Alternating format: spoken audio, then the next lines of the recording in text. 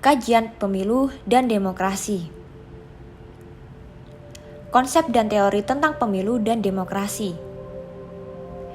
Pemilu adalah prosedur khas untuk sistem demokrasi atau negara semi-demokrasi, tetapi juga sistem yang tidak menghormati prinsip-prinsip demokrasi atau rezim non-demokratis sering menggunakannya. Karena posisi fungsional yang berbeda, mereka memenuhi berbagai fungsi. Di kalangan ilmuwan politik, adanya pemilihan umum yang bebas dan adil secara teratur dianggap sebagai syarat minimal bagi sebuah demokrasi. Fungsi dasar pemilu. Banyak fungsi paling penting yang dilakukan oleh pemilihan dalam sistem demokrasi. Model digeneralisasi yang diadopsi telah memungkinkan pemisahan beberapa fungsi dasar yang hadir sebagai pemilihan atau pemilu. Delegasi perwakilan politik, pemilihan elit politik, legitimasi bagi elit atau pemerintah yang berkuasa, kontrol atas otoritas, akuntabilitas politik, pembuatan program politik, dan pengembangan citra opini publik. Lalu, bagaimana pemilu dilakukan di negara demokrasi maju? Siapa aktor utama yang berpartisipasi dalam proses pemilu? Nah, partai politik adalah peserta pemilu. Partai politik didefinisikan sebagai kelompok politik yang secara resmi diakui sebagai bagian dari proses pemilihan dan yang dapat mendukung atau mengajukan calon untuk pemilihan atau bebas atau tidak secara teratur.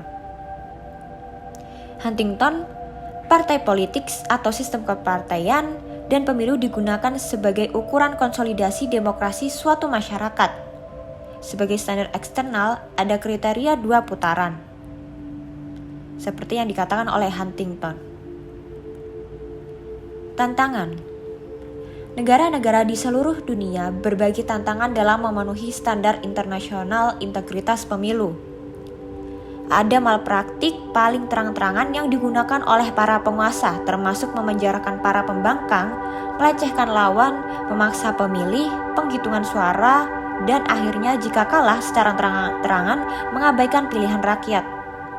Pelanggaran hak asasi manusia yang serius merusak kredibilitas pemilu, dikecam secara luas oleh pengamat domestik dan komunitas internasional. Schumpeter menawarkan teori yang menyatakan bahwasanya tujuan metode demokrasi bukanlah untuk memilih perwakilan yang akan melaksanakan kehendak rakyat, tetapi untuk memilih individu siapa yang akan memerintah atas nama mereka.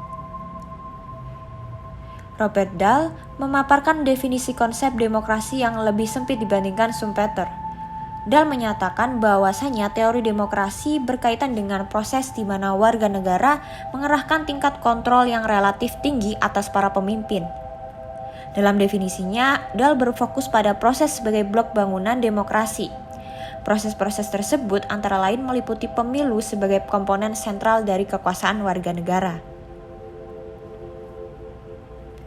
Pemilu pada negara demokrasi dan non-demokrasi. Pemilihan multipartai telah menjadi hal yang biasa bahkan di negara-negara autokrasi. Jumlah rezim dengan pemilihan multipartai meningkat tajam setelah berakhirnya Perang Dingin. Dan otoritarianisme elektoral telah menjadi bentuk model autokrasi. Pada 2015, sekitar 9 dari 10 negara mengadakan pemilihan legislatif multipartai. Hanya negara-negara dengan kediktatoran partai tunggal seperti Cina, Kuba, dan Korea Utara atau monarki seperti Qatar dan Arab Saudi yang menolak untuk mengadakan pemilihan multipartai. Mengingat tren ini, sarjana politik komparatif telah mempelajari konsekuensi dari pemilihan otoriter. Secara khusus, pertanyaan tentang bagaimana pemilihan umum yang otoriter yang seringkali cacat dan dimanipulasi mempengaruhi prospek demokratisasi telah menarik banyak perhatian ilmiah.